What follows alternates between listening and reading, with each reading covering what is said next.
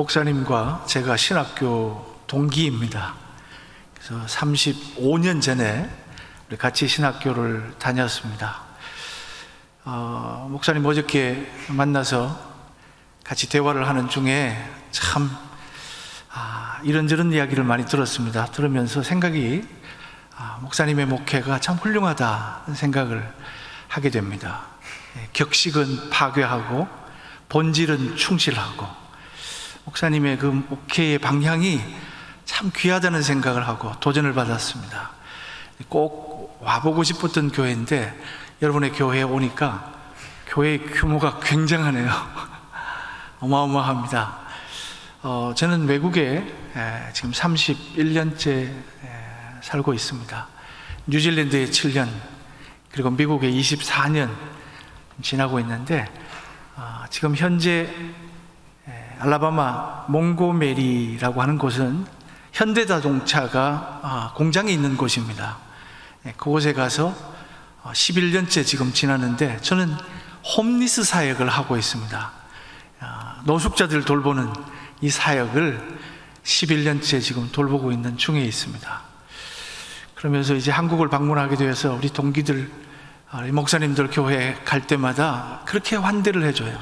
우리 목사님도 30여 년 만에 만났는데 어찌나 환대를 해주는지 제가 황송했습니다. 너무 감사해서. 좋은 오늘 말씀의 교제를 나눌 수 있게 되어서 너무 기쁘고 감사합니다. 욥기를 우리 이제 같이 보게 되는데요, 욥기의 주제, 오늘 본문으로 들어가기 전에 잠깐 생각해 보면 욥기의 주제는 뭘까? 우리 보통 욥기의 주제를 고난이라고 생각합니다. 고난에 대한 이야기가 쭉 계속해서 나오고 있으니까 욥기는 고난의 주제일 것이다. 아니면 욥이 고난받고 난 뒤에 나중에 축복을 받았다, 그러니까 축복일 것이다, 이렇게 생각하기도 하고, 또 욥의 인내를 보라 라고 하는 것 때문에 인내를 가르치는 책일 것이다, 이런 생각을 갖고 있는데 아닙니다. 욥기는요, 주제가 하나님이십니다. 하나님이 어떤 분이신가를 가르쳐주는 책, 그게 바로 욥기입니다. 그래서 욥이 주인공인 것처럼 욥기 1장에서 쭉 계속해서 펼쳐지지만 사실은 욥이 주인공이 아닙니다. 우리 하나님이 주인공이십니다. 성경을 읽을 때 도대체 누가 주인공이냐를 발견하고 나면 메시지가 보여집니다. 이 중요합니다. 욥기의 주제는 하나님이시고 또 주인공은 역시 하나님이시다는 것을 전제하고 우리가 읽어야 합니다. 이 욥이 자신의 믿음으로 자신의 가진 것들을 지킬 수 있다고 생각했습니다. 내가 이 정도 하나님 앞에 열심을 하면, 기도하면, 예배하면 하나님이 내 재산을 지켜주실 거야. 아니면 내 아이들을 축복해 주실 거야. 아니면 내 건강을 잘 돌보아 주실 거야. 우리 그런 생각 하잖아요. 새벽기도 열심히 다니면 아무 일 없을 거야. 내가 지금 무슨 목표를 가지고 있는데 여기에 대해서 하나님 앞에서 충성스럽게 헌신하면 내가 원하는 이것을 하나님은 들어주실 거야. 이런 생각을 가지고 우리 믿음 생활을 하고 있습니다. 만약에 이런 생각 속에 우리가 믿음 생활을 하고 있다면 하나님을 잘못 믿고 있는 것입니다. 내가 믿는 하나님은 그런 하나님이 아니십니다. 근데 평생 이렇게 믿어오는 관계로 우리 하나님 이런 분이실 거야 라고 생각하고 믿고 있습니다. 다시 말하면 내가 만든 신을 가지고 하나님인 줄 알고 하나님으로 믿습니다, 이렇게 신앙생활을 하고 있는 겁니다. 욥이 그랬습니다. 자기의 많은 재산들을 지키고 싶었습니다. 그래서 하나님 앞에 열심히 신앙생활하면 하나님이 이 재산 지켜주실 거야. 아이들이 혹시라도 파티를 하고 난 뒤에 죄를 지으면 어떡할까 생각해서 하나님 앞에 번제를 드리면서 그 죄를 씻어달라고, 그리고 자녀들을 잘 보호해 달라고 하나님 앞에 구했습니다. 그런데 욥이 생각하는 수준의 하나님, 욥이 갖고 있는 그 계획된 그 계획의 하나님, 그 하나님이 아니셨습니다. 한번 묻겠습니다. 우리 성도님들 생각 속에 하나님이 편하십니까? 아니면 불편하십니까? 세상은 점점 편하게 바뀌어 가잖아요. 그렇죠? 신앙생활도 참 편하게 하고 싶잖아요. 우리 하나님도 내게 너무너무 잘 맞아서 편한 하나님이 되시기를 바라잖아요. 그런데 우리 신앙생활 하면서 어떤 느낌이 드십니까? 하나님 참 편하시다, 참 좋으신 하나님이시다, 그렇게 생각이 드시나요? 그렇다면 그 하나님은 하나님이 아니십니다. 하나님은요, 우리에게 불편한 하나님이십니다.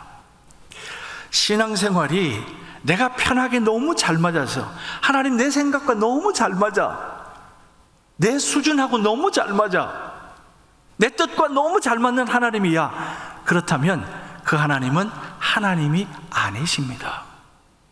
너무 안 맞아, 내 뜻대로 안 돼, 내가 기도했는데 하나님 왜 이렇게 하셔, 불편한 하나님이시라면 그 하나님이 진짜 하나님이십니다. 욥에게 하나님은요, 너무너무 불편했습니다. 너무너무 불편했어요. 그래서 하나님 앞에 자기가 가진 울타리를 지켜달라고 그렇게 호소했는데, 우리 울타리가 뭐예요? 재산이 우리의 울타리가 될 수 있잖아요. 부유하게 살면 자기 하고 싶은 것도 하고, 여유도 가지고, 베풀 때 베풀고, 뭐 마음대로 좀 할 수 있겠다, 노년도 좀 편하게 지낼 수 있겠다, 이런 생각 가지고 있잖아요. 또 뿐만 아니라 자식이 잘 되고 있으면 이거 부모에게 든든한 울타리잖아요. 그냥 바라만 봐도 배부르잖아요. 좋잖아요. 세상에서 나보다 내가 잘 된 것을 더 좋아하는 분은 부모님이세요. 우리 다 그런 심정으로 우리 자녀들 바라보시잖아요. 든든한 울타리잖아요, 자식들이. 우리의 부모님도 그렇게 우리를 바라보셨고, 우리도 우리의 자식을 그렇게 바라보고 있잖아요. 뿐만 아니라 노년에 뭘 좀 하려고 하면 건강이 받쳐줘야 되잖아요. 건강이 무너지면 아무것도 할 수 없어요. 모든 가진 것들이 다 소용이 없단 말이에요. 그래가지고 늘 우리 뭘 기도해 드릴까요? 우리 부탁을 이제 하시는 분에게 말씀을 드리면, 건강을 위해서 기도해 주세요라고 하는 말은요, 모든 분들에게 빠지지 않습니다. 그래서 우리가 울타리라고 생각하는 이런 것들, 재산, 자식, 건강, 욥에게는요 한 방에 날아갔습니다. 하나님 이것 좀 지켜주십시오, 이것 좀 막아주십시오, 이것 좀 보호해 주십시오 라고 그토록 부탁했는데 다 날아간 거예요. 그것도 하루아침에 엎친 데 덮친 격으로. 남들은 한 가지 겪을까 말까 하는 일을 이건 뭐 줄줄이 그냥 당한 거예요. 하나님이 원망스러웠습니다. 내가 그토록 바랬는데, 내가 그토록 원했는데 하나님 도대체 이렇게 하십니까? 하나님 이건 아니잖아요. 내가 이 정도 신앙생활 하면 하나님 나에게 이런 복을 주셔야 되잖아요. 우리는 어느덧 신앙의 공식을 갖고 있습니다. 순종하면 복, 불순종하면 화, 그대로 되어져야 된다고 생각합니다. 그게 내 신앙생활의 수준이에요. 하나님은 그 수준에 맞추어 주지 아니하십니다. 당황스럽죠. 어떤 날은 황당하죠. 너무 하신다는 생각도 들죠. 그래서 욥이요 하나님 앞에 대들었습니다. 하나님 이건 아닙니다. 하나님의 정의가 살아있다면 나 같은 사람에게 복을 주셔야죠. 이게 뭡니까? 하나님, 우리 법정에서 만나서 한번 따져보십시다. 하나님이 피고가 되시고 내가 원고가 돼가지고 누가 잘했는지 한번 따져보십시다. 막 이렇게 항의를 한 거예요. 우리 신앙생활도 가만히 생각해 보면요, 새벽기도 열심히 하면, 하나님 앞에 물질적으로 헌신하면, 또 교회에서 열심히 봉사하면, 우리가 나누어진 어떤 책임들을 잘 섬기고 있으면 이 정도 보상은 해주셔야 된다는 믿음의 생각을 갖고 있습니다. 잘 들어보십시오.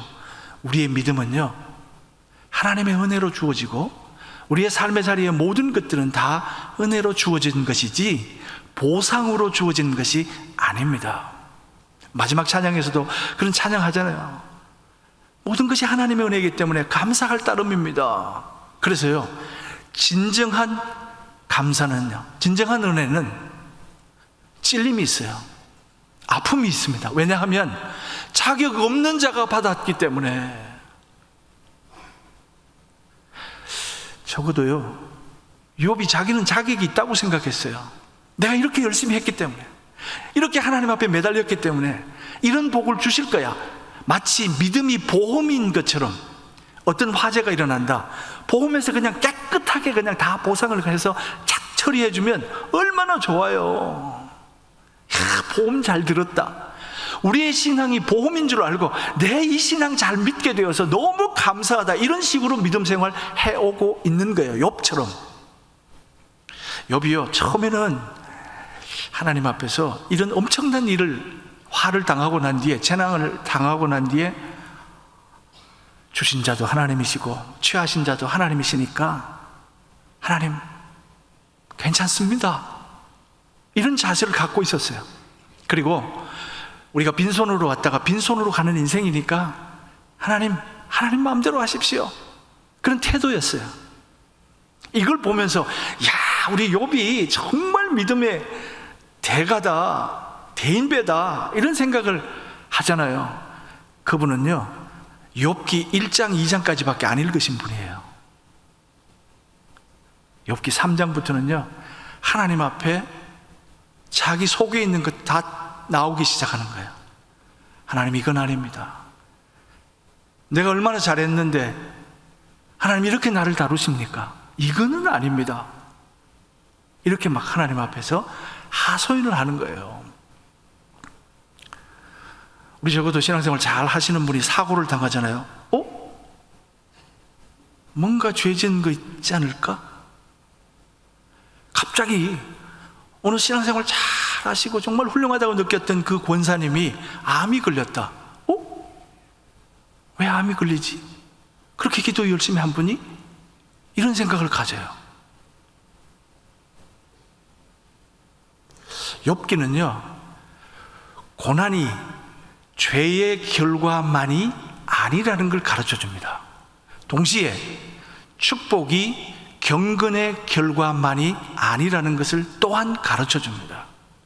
우리의 신앙의 공식대로 움직여져야지 하나님 좋으신 하나님이고 내게 신앙생활 잘했다는 그 느낌이 들 수 있도록 만들어주는 것이라고 생각한다면 나는 내가 만든 하나님을 믿고 있습니다. 내가 지금 믿고 있는 하나님이 아니시라는 얘기예요. 그래서 우리는요, 새로운 하나님 만나야 합니다. 하나님을 하나님 되게 하라는 것이 욥기에 전체적으로 흐르는 맥락입니다. 우리가 하나님을 하나님 되게 해서 하나님 되시고 우리가 하나님 되게 안 하면 하나님 안 되시는 그런 분이 아니시라. 우리의 믿음 상태가 그렇다는 거예요. 우리의 믿음 상태가 내가 믿는 대로 되면 내 뜻대로 되고 내 계획대로 되고 내 생각대로 되면 그 하나님은 좋으신 하나님이라고 막 난리가 나는 거예요. 그런데 그런 분이 아니면 우리는 실망합니다. 욥처럼 이렇게 원망합니다. 불평합니다. 감사가 빠진 자리에는요, 비집고 들어오는 게 있습니다. 불평입니다. 실망입니다. 하나님은 하나님의 계획대로 우리의 인생을 이끌어 가기를 원하십니다. 우리가 살아가는 삶의 자리는 두 가지의 계획이 동시에 운행되고 있습니다. 작동되고 있습니다. 하나는 내 계획이에요.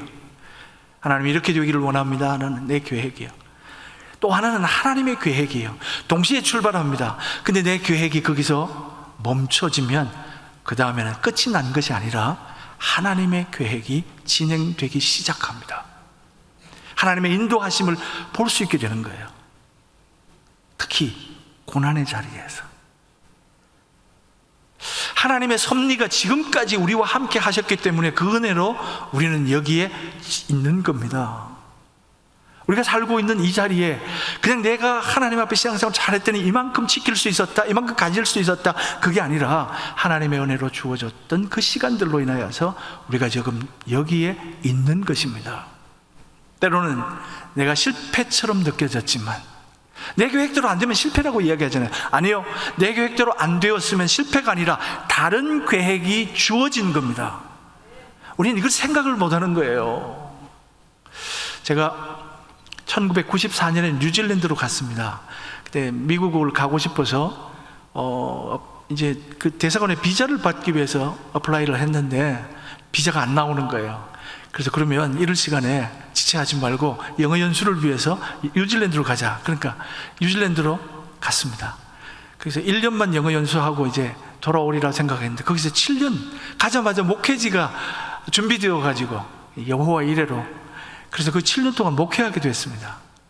그래서 그 지나고 난 뒤에 더 늦기 전에 미국을 가야 되겠다, 미국 공부하러 가서 빨리 마치고 돌아와야 되겠다 생각하고 이제 미국을 갔습니다. 미네소타에 가서 공부를 하고 있는 중에 서울에 제가 전에 있던 부목사로 있던 교회에서 청빙을 했어요. 오라고. 근데 저는 아직까지 공부도 안 마쳤고 우리 아이는 고등학생이 되었습니다. 그래서 돌아올 수가 없습니다. 그랬더니 다른 분이 그 교회는 오셨고 저는 이제 미국에 남게 됐습니다. 미국에 남을 바에야 큰 도시에 한인들이 많이 살고 있는 아틀란타나 시카고나 뭐 뉴욕이나 이런 곳에 갔으면 좋겠다 생각도 했는데 그렇지 못했습니다. 지금 제가 가 있는 알라바마 이 몽고메리는요, 너무너무 시골이에요. 굉장한 시골입니다. 근데 거기서 하나님이 나를 향하신 계획을 보여주셨어요. 이 홈리스들을 위해서 하나님이 저를 낮추시고 홈리스와 만나게 하셨습니다. 제가 그래도 뉴질랜드나 처음 이제 미네소타에서 목회할 때만 해도요, 교회가 굉장히 빠르게 성장하는 그런 교회였어요. 그때 굉장한 자부심을 가졌습니다. 아, 내가 하면 되는구나. 하나님이 하신 건데 건방지고 교만하게 그런 생각이 있었어요. 뉴질랜드 마찬가지고요. 너무 교회가 빠르게 성장하니까 이거 내가 하면 되는구나. 그렇게 두 번에 걸쳐서 하고 난 뒤에 그 다음에 노회에서 개척할 사람을 찾길래 제가 볼런티어 했습니다. 내가 하겠다, 내가 하면 된다 그런 생각 때문에 웬걸 5가정을 못 넘기는 거예요. 그때부터는 새벽기도 가면 우는 거죠. 하나님 너무하십니다. 이러실 수가 있습니까? 계속 발버둥 쳐도 안 되는 거예요. 그 다음에 이제 몽고메리로 가게 됐는데 그 낮추신 자리에서 하나님이 이 홈리스를 사역을 만나게 하셔서 얼마나 감사한지 몰라요. 저는 하나님이 저를 낮추시고 내려가게 하실 때 2가지를 깨달았습니다. 내려가는데 정신 못 차리게 내려가요. 그냥 여기까지 가면 바닥일까 싶었는데 더 내려갑니다. 또 바닥인가 싶었는데 또 더 내려가요. 나중에 보니까 바닥이 없어요. 계속 내려가는 거예요. 그래서 첫 번째 깨달은 게 그거예요. 아, 바닥이 없구나. 우리 보통 그런 생각하잖아요. 요쯤 내려가면 바닥이니까 치고 올라갈 거라는 생각. 자기 위로입니다. 자기 위로. 그게 보니까 더 내려갈 수 있습니다. 아예 편안하게 더 내려갈 생각해야 합니다. 근데 막 조바심이 나는 거죠. 빨리 치고 올라가야 된다는 생각 때문에. 근데 보니까 바닥이 없어요. 2번째는요, 이렇게 자꾸만 낮아지고 내려가고 막 이렇게 하는데 내려감이요, 추락이 아니라 깊어짐이었습니다. 하나님이 깊이 그 바닥에서 나를 만나자고 말씀하십니다.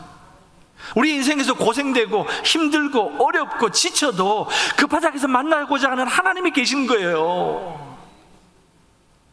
너 한번 고생해봐라, 너 한번 맛 좀 봐라, 그게 아니에요. 내려간 자리에서, 그 깊은 자리에서 너 나와 만나자, 그렇게 말씀하세요. 그때요, 얼마나 감격하는지 막 그냥 펄쩍펄쩍 뛰었어요. 바닥에서 만난 하나님 때문에. 그래서 깨달은 게 그거예요. 내려가면 추락이 아니라 깊어집니다. 욥이요, 자기가 좀 한다고 생각했어요.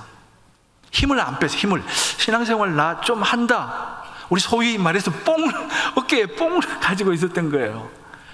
그래서 이 정도 하면 하나님께서 이런 복을 주실 거야, 자기 나름대로 틀을 만들었어요. 그런데 그게 아니죠. 무너졌습니다. 하나님이 그런 보상을 주시는 하나님이 아니라 이제까지 있던 모든 게 다 하나님의 은혜였는데, 그래서 고난을 통해서 하나님이요, 욥에게 힘을 빼게 하셨습니다. 목회도요, 힘들어가니까 안 되더라고요. 여러분, 신앙생활 하는데 나 좀 잘한다라고 한번 생각해 보세요. 방향이 엉뚱한 데로 가요. 엉뚱한 데로요. 주님과 방향이 맞아야죠. 정말 중요한 게 인생에서요, 속도라고 생각하십니까? 방향입니다. 인생에 중요한 두 가지가 있는데요, 하나는 관계입니다. 관계. 우리가 사람 관계 어떻게 하는가, 또 일 관계 어떻게 하는가, 그 관계 속에 살아가잖아요. 하나님과의 관계 어떻게 하는가, 이게 믿음이잖아요. 또 하나는요, 방향입니다. 정말 열심히 했는데 방향이 안 맞으면 이거는 아니잖아요. 이건 아니잖아요. 같은 열차를 타도 열심히 가는 것 같은데 반대 방향으로 가 있으면 역주행이잖아요. 역주행. 역주행은요, 위험합니다. 그래서 열심히만 좋다, 막 속도면 좋다, 그렇지 않습니다. 방향이 맞아야 합니다. 욥이 지금 너무 힘이 들어가지고 방향이 안 맞으니까 하나님께서 고난을 통해서 힘 빼게 하셨어요. 다시 말하면 알몸이 되게 하셨어요. 알몸 되게 하시고 난 뒤에 드디어 새로운 하나님을 만나게 하신 겁니다. 우리의 신앙생활에서도 가만히 보면요, 이분이 지금 열심히 하고 있다고 하는데, 최선을 다하고 있다고 하는데, 그런 하나님이 아니신데 라고 자기 열심으로 그냥 믿고 있어요. 그런 하나님이 아니신데, 진짜 하나님은 다른 분이신데. 우리의 신앙생활에서 다시 한번 생각해 보십시오. 신앙생활을 어떤 하나님으로 믿고 가야 되는지. 오늘 본문으로 돌아가서 한번 보세요. 오늘 본문에서 하나님께서 이 욥이 하도 난리를 치고 막 그냥 자기가 잘했다 그러고, 하나님 이러실 수 있습니까? 라고 하도 그러니까 하나님께서 이제 드디어 긴 시간을 통해서 침묵을 깨뜨리셨습니다. 한 가지, 고난이요, 닥친 순간에서는요, 이겨낼 수 있습니다. 믿음의 고백을 할 수 있어요. 하나님 감사합니다, 제가 이겨내겠습니다, 고백을 해요.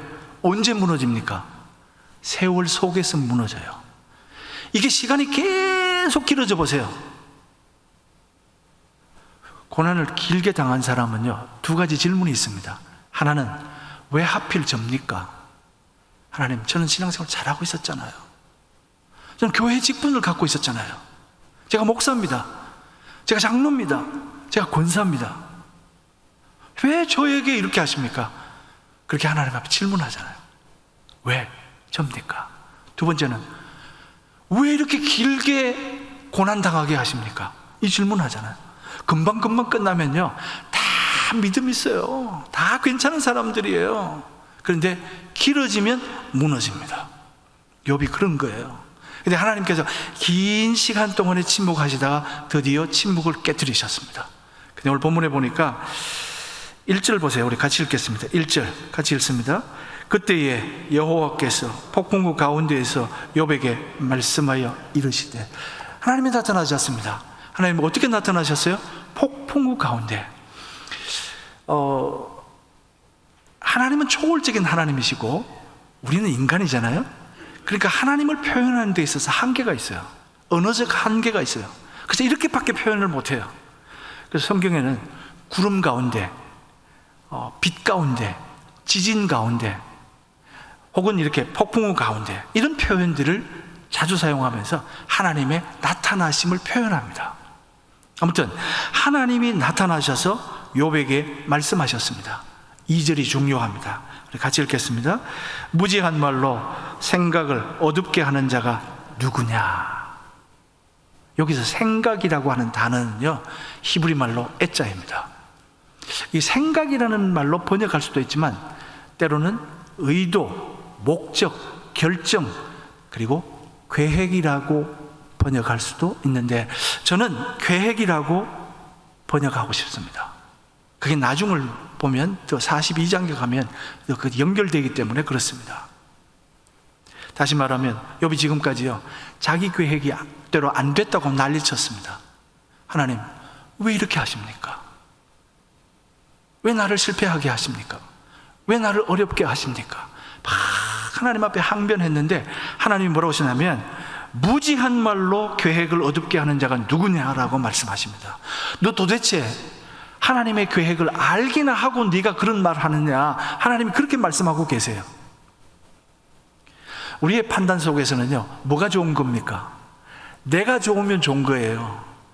우리가 친구들을 소개하면서, 사람을 소개하면서 어떻게 소개합니까? 이 사람 좋은 사람이야 라고 말할 때 그 좋은 사람은요, 내게 좋은 사람이에요.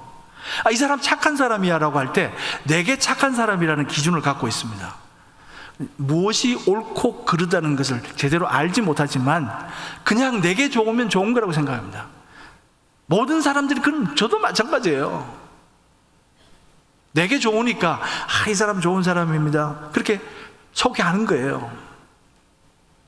여러분, 지금 뭐가 옳고 그르고 좋고 나쁜 것도 모르면서 내게 좋은 것이어야 좋은 것이라고 생각하고 내가 좋아하는 걸 왜 안 주느냐는 거예요. 왜 내 마음대로 안 해주느냐는 겁니다. 우리 신앙생활 이렇게 하고 있어요. 무엇이 내게 좋은지도 모르면서 내가 좋은 대로 해달라고 하나님 앞에 떼쓰는 거예요. 그렇게 안 됐다고 몸부림치는 거예요. 삐져가지고 뭐 신앙생활 한참 쉬는 사람도 있어요. 이게 뭐예요 도대체? 내 마음대로 하고 싶은 거잖아요. 신앙생활을. 신앙생활은요, 하나님께 맞추는 거예요. 근데 욥은 지금 내게 맞추라는 거예요. 왜? 자기가 기준이니까, 자기가 중심이니까 센터 본능을 갖고 있어요. 센터 본능. 우리 가운데도 그렇잖아요. 저도 마찬가지고요. 내 중심으로 돌아갔으면 좋겠어요. 근데 잘 보세요. 가정에서 남편이 모든 일들이 내 중심으로 돌아가야 된다고 생각해 보세요. 가족들이요, 피곤해요. 아내가 우리 집은 이제부터 내 중심으로 돌아가야 된다, 목의 중심 사회다 라고 했다고 한번 생각해보세요. 자식들이 엄마, 아빠, 내 중심으로 돌아가야 돼, 내가 입시생이잖아, 그렇다고 생각해 보세요. 가정의 질서가 제대로 안 섭니다. 어떻게 해야 됩니까? 서로 맞추어 줘야 되는 거죠. 진짜 사랑한다면 그 사랑은요, 맞추어 주는 겁니다. 내게 맞추라고 하는 순간부터 그 사랑이 식어져 있다는 것을 발견하게 됩니다. 그거는 뭐 부부간에도 마찬가지고 연인간에도 마찬가지고 하나님과 우리 관계도 마찬가지예요. 하나님, 내게 좀 맞춰 주세요. 내가 지금 다 결제했어요. 하나님, 이대로 하시면 됩니다. 그냥 쫙 내미는, 무슨 하나님이 배달원이에요? 배달원? 하나님이 이렇게 믿고 있다고요. 거꾸로 내가 믿는 하나님이 이런 하나님 되셔야 좋은 하나님이십니다라고 고백하고 있는 거예요. 신앙생활은요, 내가 맞추는 겁니다. 하나님의 말씀에, 하나님의 뜻에, 하나님의 계획에. 그게 하나님의 섭리를 따라가는 것이고 하나님의 섭리를 따라가는 것이 성공하는 삶입니다. 우리 그리스도인이 부자가 되어야 성공한다고 막 생각하고, 그냥 직장에서 승진하고 계속 올라가야 이게 뭐 성공하는 것이라고 축복을 해주셔가지고 내가 이렇게 되었다고. 아니요, 어떤 형편을 만나도 괜찮습니다. 하나님을 섭리를 따라가는 것이 성공인 줄로 믿습니다. 여비요, 하나님 앞에 대통 혼나요. 하나님이 얼마나 답답하고 힘드셨겠어요. 그래서 다시 가서 3절에 우리 같이 읽겠습니다. 너는 대장부처럼 허리를 묶고 내가 내게 묻는 것을 대답할지니라. 야, 너 남자답게 나오고 한번 얘기해보자. 5년 중에요, 하나님이 화가 나신 것 같아요. 참다가 너무 함부로 막 하나님 앞에 막 하나님이 이런 하나님이 되셔야 된다고 자기 나름대로 만들어 놓은 하나님 상을 가지고 막 이야기하니까 뭣도 모르고 뭐가 좋은지도 모르고 자기대로 해야 된다고 막 이렇게 난리를 쳤으니까 하나님이 화가 나신 것 같아요. 그러시면서 하나님이 이렇게 말씀하십니다. 4절 또 읽겠습니다. 내가 땅에 기초를 놓을 때에 내가 어디에 있었느냐? 내가 깨달아 알았거든 말할지어다. 보세요. 우리 가운데 모든 걸 다 안다고 생각하고 믿음 생활 잘한다고 생각하고 내가 생각하는 대로 되어야 된다고 생각했는데 어느 날 갑자기 하나님께서 나타나셔가지고 천지 창조할 때 너 어디 있었느냐라고 말씀하시면 어떤 말씀 하시겠어요? 하나님 지금 우리에게 이 말씀 하신다면, 내가 지금 화가 나가지고 하나님 나 이제 하나님 못 믿겠어요. 하나님 계획대로 한다는 게 나는 믿을 수가 없어요. 내 계획대로 돼야 되는데 왜 이렇게 하셨어요? 라고 하고 막 있는데 하나님께서 이렇게 말씀하신다면 기죽지요. 누가 대답할 수 있어요? 한마디도 못하죠. 여러분 지금까지 말을 너무 많이 했어요. 근데 하나님 나타나셔가지고 너 사나이답게 한번 이야기해봐라 하니까 찍소리 못하는 거예요. 하나님 질문이요 기가 막히죠. 천지 창조가 이루어질 때 너 어디 있었느냐? 하나님이 왜 이 말씀을 하셨냐면 세상의 창조주는 나다. 세상의 모든 만물에 움직이는 그 운행들은 내가 설계한 거다. 하나님이 그 말씀 하시고 싶은 거예요. 그게 38장 39장에 계속되고 있습니다. 네가 하나님이 아니야. 내가 하나님이야. 네가 중심이 아니야. 내가 중심이야. 하나님이 그렇게 가르쳐주고 계신 거예요. 여러분 지금까지 자기가 기준이고 중심이고 세상이 내 마음대로 돌아가야 된다고 생각했어요. 그렇지 않으면 무질서한 거고 이 망할 세상이라고 생각했어요. 그런데 그게 아니라는 것을 확실하게 말씀하셔요. 이렇게 질문하시고 4절처럼 질문하시고 너는 너의 자리로 돌아가라고 말씀하십니다. 신앙생활은요 자기 자리가 어딘지를 알 때가 제대로 하는 겁니다. 하나님과의 관계에서 내가 어느 자리에 있어야 되는지 내 자리가 어딘가를 알 때 비로소 신앙생활 똑바로 할 수 있는 겁니다. 여러분 지금 자리 이탈한 거예요. 가만히 생각해 보세요. 자기가 중심이라고 생각하고 하나님도 내게 맞춰야 된다고 생각했는데 하나님이 갑자기 천지창조 말씀하시니까 기가 죽는 거예요. 그래서 하나님 그 다음에 말씀이 하나님으로 하나님 되게 하라고 말씀하십니다. 그렇죠. 우리 때문에요 하나님이 모욕을 당하시는 거예요. 세상에서 하나님이 가장 모욕스러울 때가 언제냐 하면 하나님을 믿는다고 하는 사람이 하나님을 믿지 못할 때, 세상에 안 믿는 사람은 그냥 안 믿으니까 하나님께서 그렇게 알고 계시고 우리가 하나님을 믿지 않고 이렇게 욥처럼 행동하면 하나님이 모욕을 당하시는 거예요. 세상의 중심이 하나님이신데 지가 하나님 되고 중심이 되어야 된다고 했으니까 기가 막힐 노릇이죠. 세상이 그냥 돌아가는 게 아니야. 하나님이 창조자이시고 설계자이시고 계획을 갖고 섭리하시기 때문에 세상이 이만큼 그래도 돌아가고 있는 거야 말씀을 해주십니다. 우리 목사님을 통해 가지고 우리 교회가 녹색교회라는 이야기를 듣고 이야 정말 귀하다, 참 교회가 앞서간다 그런 생각이 들었어요. 너무너무 귀하다. 적어도 교회가 이런 책임을 가지고 좀 앞서 나가야 되지 않겠는 생각이에요. 제가 홈리스 사역을 하는데요 홈리스들이 나라에서 돈이 나와요. 그러면 그 돈 가지고 충분하지는 않아도 뭐 조금 허름한 아파트를 얻어서 거기 들어가서 살면서 밥을 나름대로 뭐 사 먹을 수 있어요. 그런데 들어가기 싫어합니다. 아무 때나 자고 그냥 숲속에 가서 텐트 치고 그 다음에 먹을 것 먹고 난 뒤에는 다 버리고 그냥 주변은 홈리스 주변은 항상 지저분한 거예요. 제가 가가지고 좀 치워라. 안 들어요. 말 안 들어요. 야 니들 왜 그러냐? 집으로 돌아가서 충분히 살아도 살 수 있는데 왜 그러냐 그랬더니 이런 얘기를 합니다. 책임지기 싫다는 거예요. 그에게 이해가 됐어요. 왜 이렇게 홈리스 생활 한번 빠지면 못 벗어날까? 책임지기 싫다는 거예요. 하나님이요, 우리가 이 땅에 살아가는 동안에 각자의 책임을 맡기셨어요. 교회는 교회의 책임을, 성도는 성도의 책임을. 내 책임을 안 하면요, 세상은 어지럽혀집니다. 더럽혀집니다. 그리스도인이라는 이름이 뭡니까? 이웃을 가졌다는 이름입니다. 교회라는 이름이 뭡니까? 이웃을 위한 교회라는 것입니다. 다시 말하면 세상에 책임을 맡기셨다는 거예요. 이 책임을 안 하면 세상은 더럽혀질 수밖에 없었어요. 우리는 욕할 필요가 없어요, 세상을 향해서. 왜냐하면 우리의 책임을 다 하지 못했다는 거예요. 그래서 우리 목사님이 녹색교회로서 세상의 어려운 이 환경 기후 변화로 인해서 얼마나 지금 난리 났잖아요. 한쪽에는 막 우박이 내리고 홍수가 나고, 한쪽에는 막 지금 제가 오늘 아내하고 통화를 하는, 지금 알라바마 날씨가 너무 덥대요. 전례 없이. 이런 현상이 막 일어나요, 기후변화 때문에.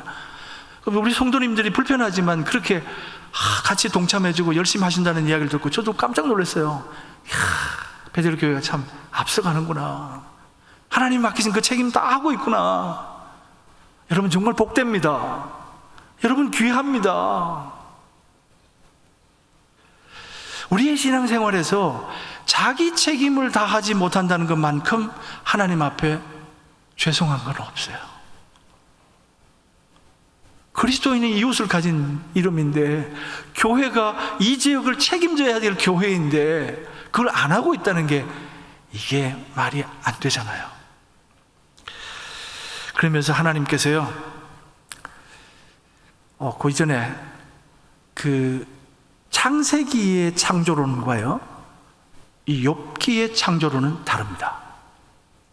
저는 이 욥기를 연구하면서요, 우리가 욥기의 창조론을 놓치고 있었구나. 여기에 생태계를 마음대로 파괴해도 된다는 생각 때문에 창세기의 창조론을 갖고 있어서 우리가 지금까지 이렇게 지구를 파괴하고 환경을 파괴하고 마음대로 생태계를 이렇게 어렵게 만들었구나, 그런 생각이 들었어요. 창세기의 창조론은요, 인간 중심입니다. 그러니까 아무렇게나 개발해도 된다고 생각해요. 그래서 결과가 뭐예요? 파괴입니다. 욥기의 창조론은요, 공존입니다. 동물들과 그리고 자연 환경들과 사람들과 더불어 살아라, 더불어 사는 세상인 것을 가르쳐주는 게 이 욥기의 창조론입니다.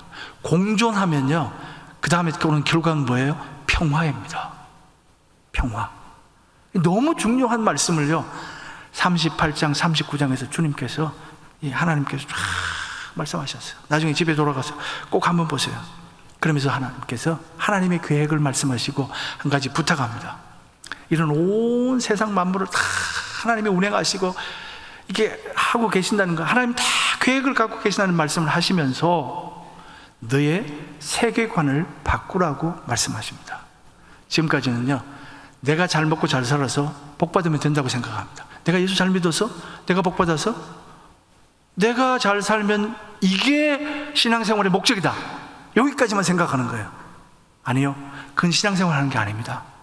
믿음은요, 공공재입니다. 내가 믿어서 다른 사람이 복되게 하는 것, 유익하게 하는 것, 잘되게 하는 것, 이게 우리 신앙생활의 목적입니다. 그렇지 않으면 신앙생활 하는 그 순간에 우리를 천국으로 데려가셨을 거예요.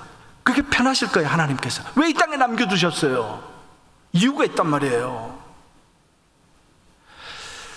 내 세계관에 갇혀있는 그 세계관에서 하나님의 세계관, 더 넓고 넓은 세계관으로 옮겨가라고 말씀하시는 것이 오늘 본문입니다. 부탁합니다. 지금까지 신앙생활 잘 해오셨으리라고 생각합니다. 그런데 내가 믿는 하나님이 다라고 생각하지 마십시오. 내가 믿는 하나님이 아니십니다. 더 크신 하나님이십니다.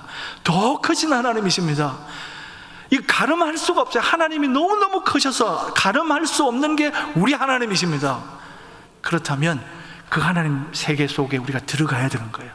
내 세계관 가지고 막 발버둥 치지 말고, 내 수준 가지고 하나님 수준 맞추지 말고, 세계관을 바꾸어서 하나님 계획 속에 들어가고 그 섭리 속에 살아서 하나님 감사합니다, 모든 것이 하나님의 은혜입니다, 이 고백하면서 같이 살 수 있기를 바랍니다.